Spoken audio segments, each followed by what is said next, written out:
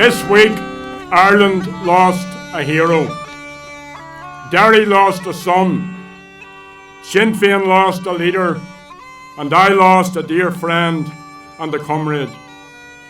But Martin's family has suffered the biggest loss of all. They have lost a loving, caring, dedicated husband, father and grandfather, a brother and an uncle. So on behalf of Sinn Féin, on my own behalf, and on Clet's behalf, and on behalf of our family, and on all of your behalves, I extend our solidarity to all of the McGuinness clan. We also thank the doctors and the nurses who looked after Martin so well during his illness. And we think and pray also for the family of Ryan McBride, and we send our sympathy to them and to all in the world of Irish soccer. One of the very best things Martin ever did was to marry Bernie Canning. And one of his very best achievements was the family which he and Bernie reared in the Bogside in Derry. And above all else, Martin loved his family. So our heart goes out to Bernie, to their sons Fakra, Emmett, their daughters Fanula and Grania, Bernie and Martin's grandchildren, Tiernan, Oisin, Rossa, Cana, Cara, Dulta, August Sive. To his sister Geraldine, who looked after him in bad times. To his brothers Paul, William, Declan, Tom and John, and to all the wider McGuinness family. And all of us who knew Martin are proud of his achievements, of his humanity, of his compassion. He was a formidable person. He did extraordinary things in extraordinary times. He would not be surprised at some of the commentary from some quarters recently about him and his life. He could be the first to say that these people are entitled to their opinions, particularly those who suffered at the hands of the IRA.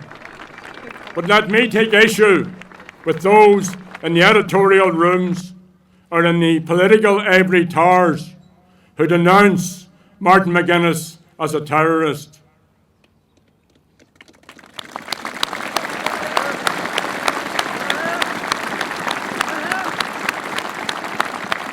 Mar a dúirt an Pearseach at the grave of another Fenian.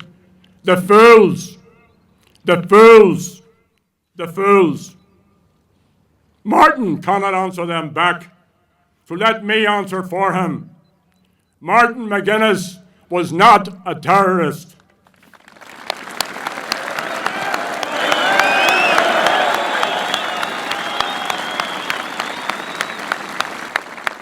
Martin McGuinness was a freedom fighter.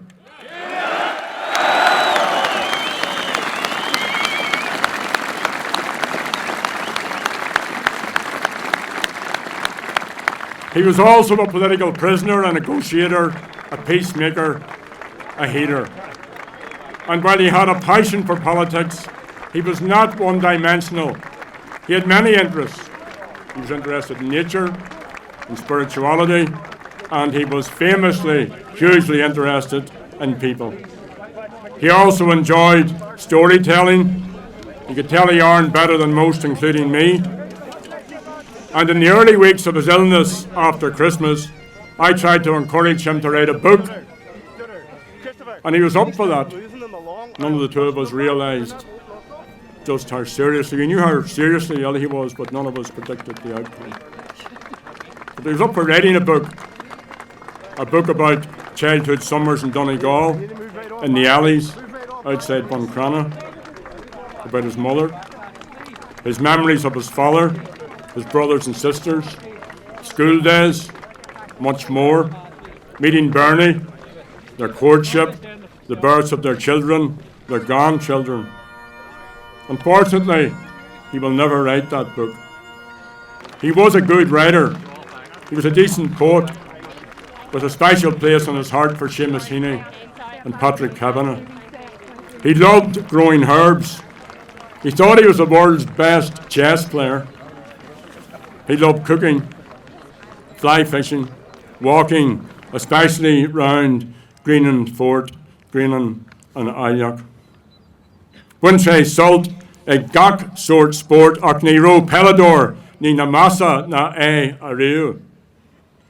He enjoyed watching sports of all kinds: football, hurling, cricket, golf, rugby, soccer.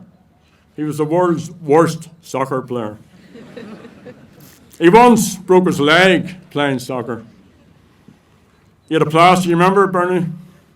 He had a plaster from his ankle to his hip. And he had to go up the stairs on his backside and down the stairs on his backside. And then 2 or 3 days later, he discovered that he'd also broken his arm. I could never figure that out. His mother, Peggy, God rest her, told me that he tripped over the ball. Mummies bring you down. He was great at telling jokes. He liked all of these activities, but he especially loved having the space to have time with Bernie and their family. And that's what grounded Martin McGuinness. Be Martin and a Caramore acu siúd a lig, a be ag tridge or son na Saoirse or Fud and Dorn. Martin was also a friend to those engaged in struggles for justice across the globe. He travelled widely. He promoted the imperative of peacemaking in the Basque Country, and I want to welcome our friends from the Basque Country here today.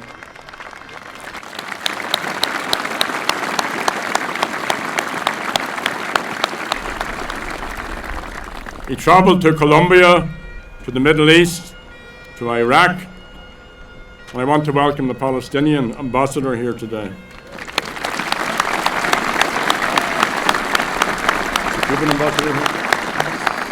And I want to welcome the ambassador of Cuba here today also.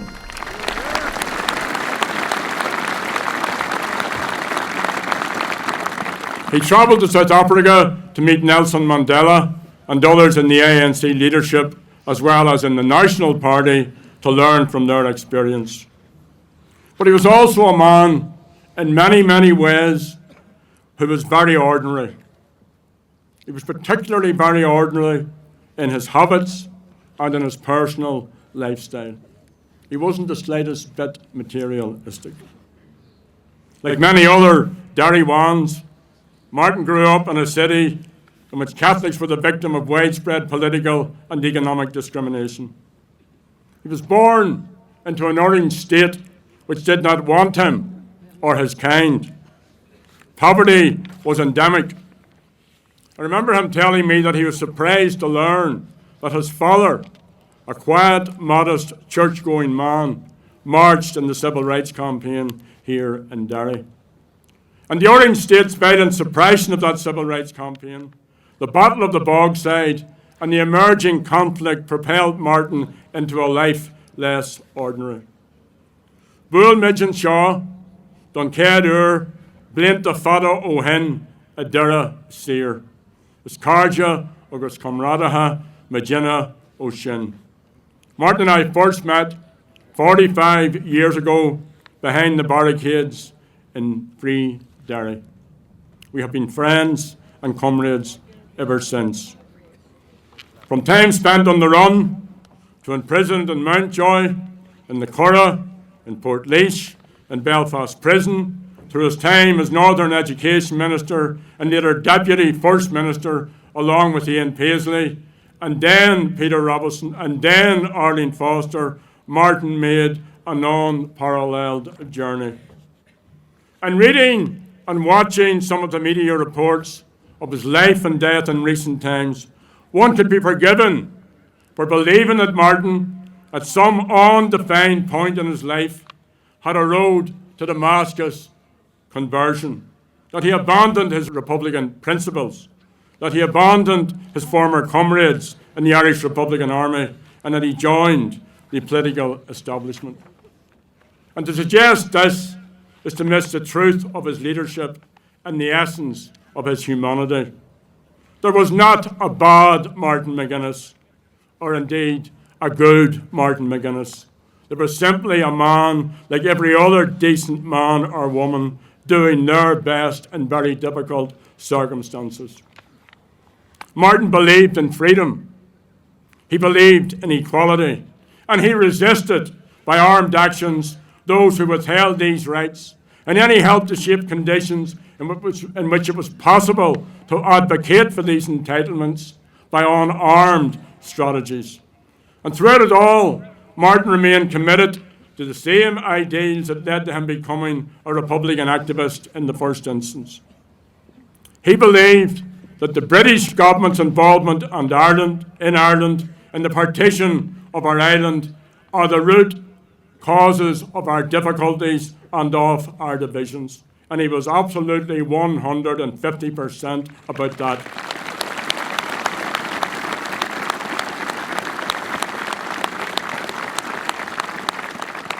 The British government has no right in Ireland, never had any right in Ireland, and will never have any right whatsoever to have any involvement in Ireland.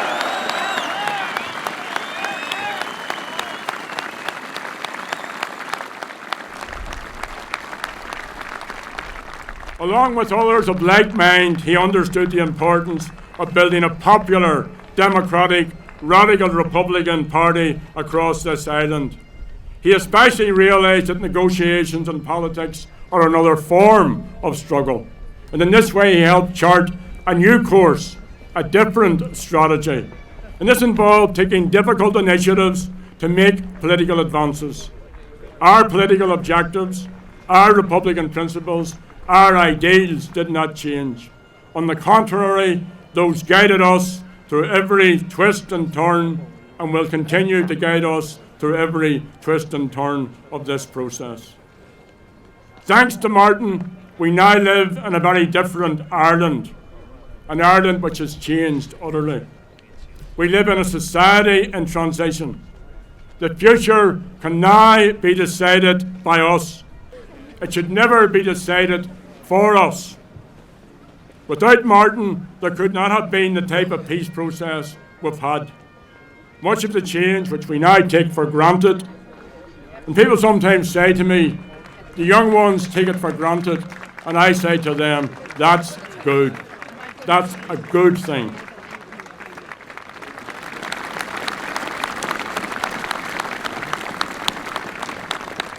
Much of this could not have been achieved without Martin McGuinness.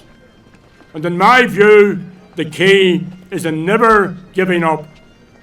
And that was Martin's mantra also. He was also tough, assertive, and unmovable when that was needed. He was even dogmatic at times. Wimps don't make good negotiators. Neither do so-called hard men. Martin learned the need for flexibility, and his contribution to the evolution of Republican thinking was enormous, as was his work in popularising Republican ideals. And over many years, and it wasn't all work, and there was adventures and crack and fun and laughs and tears along the way, both of us realised that advances in struggle require creativity, require imagination, and a willingness to take initiatives. And Martin embraced that challenge. And he didn't just talk about change, he delivered change. He once said, when change begins, and we have the confidence to embrace it as an opportunity and a friend, and to show honest and positive leadership, then so much is possible. Fiche in an upper more broad ugam, John Martin nu mar an ced ira edicus and ye co unto enya na hasta. It was a source of great pride for me, following the Good Friday Agreement, to nominate Martin as the North's Minister for Education. It was a position he embraced, putting equality and fairness into practice in the Department of Education, seeking to end the 11 plus, to improve outcomes for children and to bring about the most radical overhaul of our education system since partition. In 2007, he became Deputy First Minister and an equal partner to Ian Paisley in government. And they did forge a friendship that illustrated to all the progress that we have made on the island of Ireland. And his reconciliation and his outreach work and his work on behalf of victims and for peace in Ireland and internationally have been widely applauded. As part of that work, Martin met Queen Elizabeth of England several times. He did so very conscious of the criticism that this might provoke. He was the first to acknowledge that some Republicans and nationalists were discommoded at times by his efforts to reach out the hands of friendship. But that's the real test. And if we are to make peace with our unionist neighbours, we have to reach out. And the real test of leadership is to reach out beyond your own base. It's a test that Martin passed every time.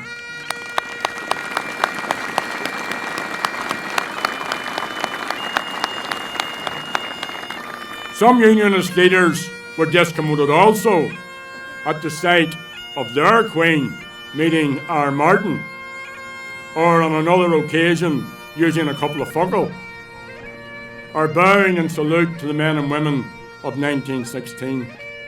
These are symbolic gestures, but they're important nonetheless. As Martin pointed out in his letter of resignation on January the 9th, the equality, mutual respect and all-Ireland approaches enshrined in the Good Friday Agreement have never been fully embraced by the DUP. Apart from the negative attitude to nationalism and to the Irish identity and culture, there has been a shameful disrespect towards many other sections of our community. I quote this more in sadness than in anger. I try to understand why this is so. That's what Martin did. So here, at this graveside of this good man, let me appeal to our unionist neighbours. Let us learn to like each other, to be friends, to celebrate and enjoy our differences, and to do so on the basis of common sense, respect and tolerance for each other and everyone else as equals.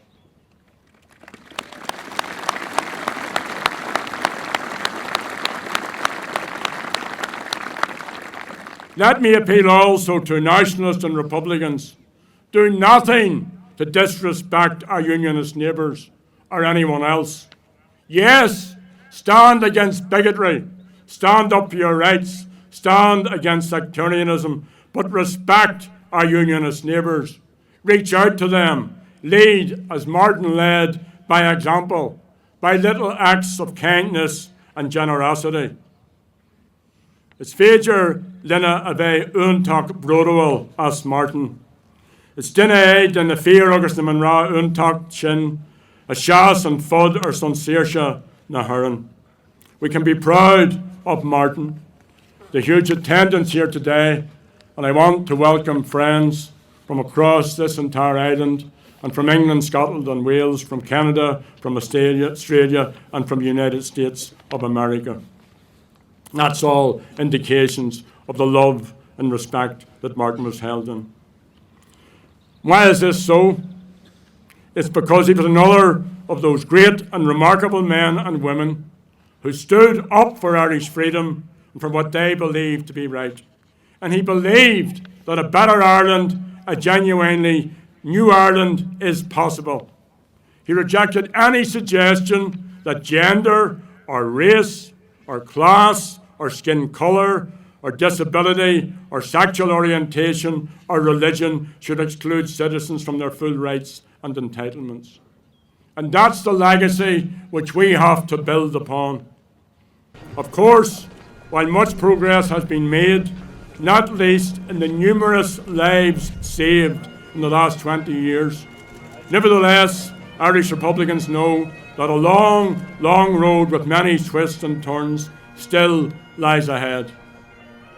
It's all about rights, human rights, religious rights, language rights, LGBT rights, social and economic rights, rights for women, national rights, the rights and the right to freedom. And these rights can't be left to any political party. If you want an Act na Gaeilge, Get out and campaign for it. Don't sit back. Get out and work for it.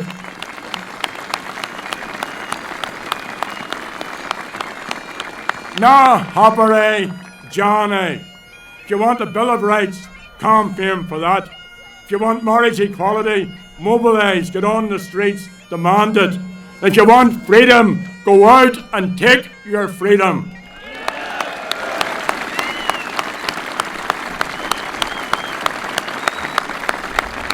Freedom for everyone. Organise, mobilise, unite for your rights. That's the challenge facing us, to build a mass movement for positive change across all 32 counties of our island and for all our people. And facing that challenge, we're stronger because of Martin. So don't mourn, celebrate, organise. That's what Martin would want. He exemplified all that is decent and fair about our Republican ideology and our core values of freedom, equality and solidarity. So it's now over to us to take the struggle from where he has left it. Like Bobby Sands, he believed that our revenge should be the laughter of our children. By his example, he showed us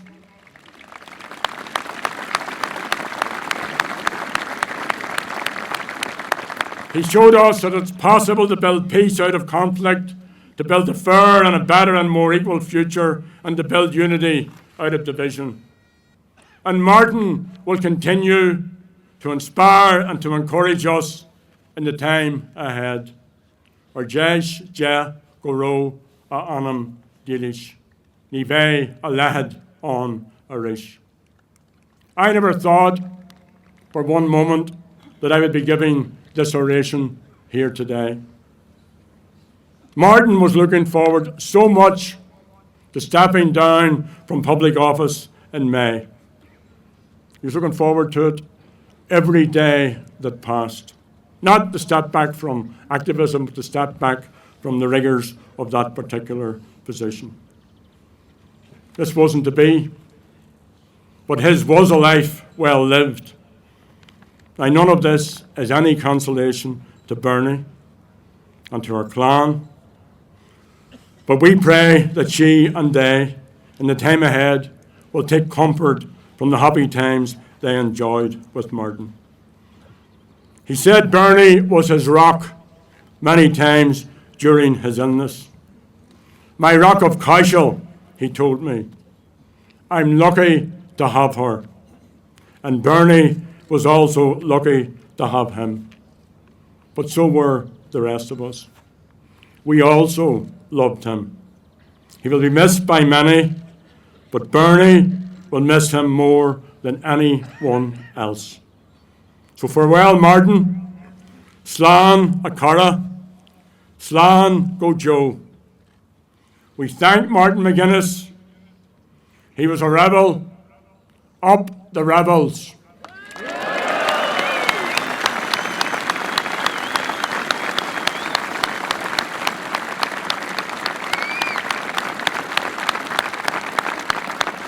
We salute Martin McGuinness.